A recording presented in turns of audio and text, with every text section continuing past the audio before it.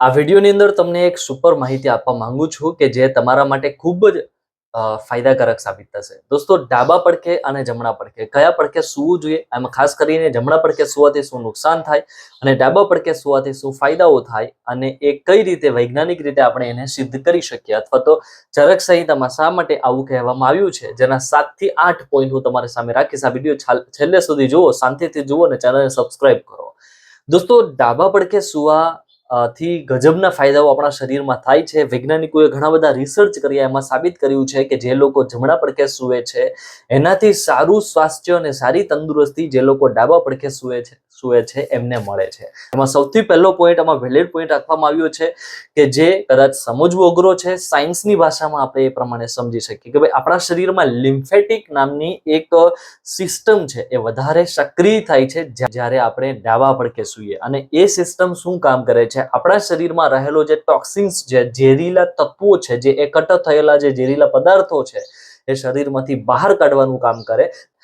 બીજો ફાયદો ડાબા પડખે સૂવાનો, ડાબા પડખે સૂવાથી આપણું ડાબી બાજુ આપણું હૃદય હોય છે, બરાબર છે. જે વેલિડ પોઈન્ટ એમાં રાખવામાં આવ્યો છે કે હૃદયને ખૂબ જ સારો ફાયદો થાય. આપણી ગ્રેવિટીના કારણે હૃદય મારફતે જુદા જુદા અંગોને લોહી પહોંચાડનારી જે આર્ટરીઝમાં લોહીનું પરિભ્રમણ ખૂબ સારું થાય છે જ્યારે તમે ડાબા પડખે સૂવો છો. જમણા પડખે સૂતા હો તો એ પરિભ્રમણ ઓછું થાય, ધીમું થાય છે. ત્રીજો વેલિડ પોઈન્ટ કે જે સૌથી મોટો ફાયદો છે, જે લોકોને રેગ્યુલર વારંવાર એસિડિટીની તકલીફ રહેતી હોય, હાર્ટ બર્નની તકલીફ રહેતી હોય, એ લોકો ડાબા પડખે સૂવાનું રાખશે તો એમની એસિડિટી ઓછી થશે, કબજિયાતની તકલીફથી છુટકારો મળશે, ગેસની તકલીફથી છુટકારો મળશે. તમે 5-10 મિનિટ જમણા પડખે સૂવો અને પછી 15 મિનિટ તમે ડાબા પડખે સૂઈને જુઓ, તમે મને યાદ રાખશો, ચરક સંહિતા અને આપણા વૈજ્ઞાનિકોને યાદ રાખશો. ચોથો ફાયદો, ડાબા પડખે સૂઈ જવાથી હોજરી અને પેનક્રિયાઝનું જે પેટની અંદર જે એની જે સ્થિતિ છે એ થોડી ઊંચી જશે, બરાબર છે. જે પ્રમાણે આપણું નોર્મલ આ રીતના સૂવો અથવા જમણી બાજુ સૂવો તો એની જે સ્થિતિ છે નીચે તરફ આવે, એટલે એ વ્યવસ્થિત માત્રામાં કાર્ય ન કરી શકે. જ્યારે તમે ડાબી બાજુ સૂવો તો એની સ્થિતિ થોડી ઊંચી થાય, જેથી પેનક્રિયાઝ અને હોજરી સારી રીતના વર્ક કરે, સારી રીતના કાર્ય કરી શકે. આના કારણે શું ફાયદાઓ થાય, પેનક્રિયાઝમાંથી અને હોજરીના પાચક રસો આ બંનેમાંથી નીકળતા એન્ઝાઇમને કારણે ખોરાકનું પાચન ખૂબ સારી રીતે થાય. ચરક સંહિતામાં જે સિદ્ધ થયેલી છે એ જ વસ્તુ તમારી સામે રાખીશ. ડાબા પડખે સૂવાથી ખોરાકનું પાચન થયા પછી વધેલો જે નકામો કચરો છે એ ફરીથી અન્નનળીમાં નથી જતો, એ ડાયરેક્ટ આપણા મળ માર્ગ તરફ ગતિ કરી નાખે છે. અને સવારમાં જ્યારે તમે ઉઠો ને એટલે તાત્કાલિક તમારે 2 નંબર કરવા માટે, સંડાસ માટે જવું પડે.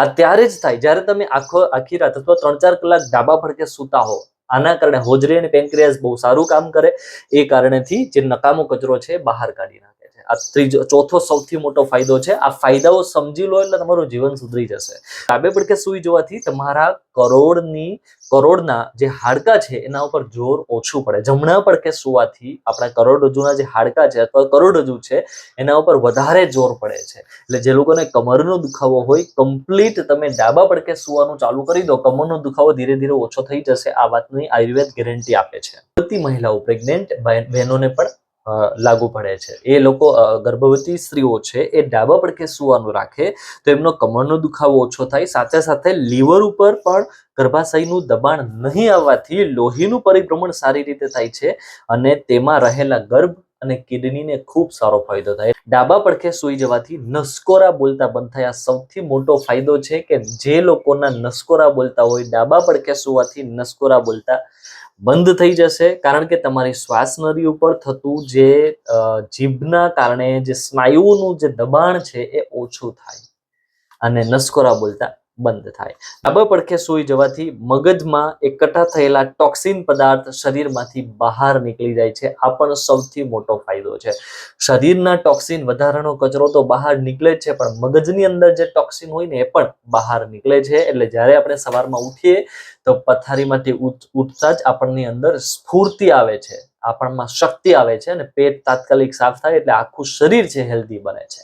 આ એના સૌથી સારા ફાયદા છે ડાબા પડખે સૂવાના. આ વિડીયો બધાને શેર કરો, ખૂબ જ ઇન્ફોર્મેટિવ છે.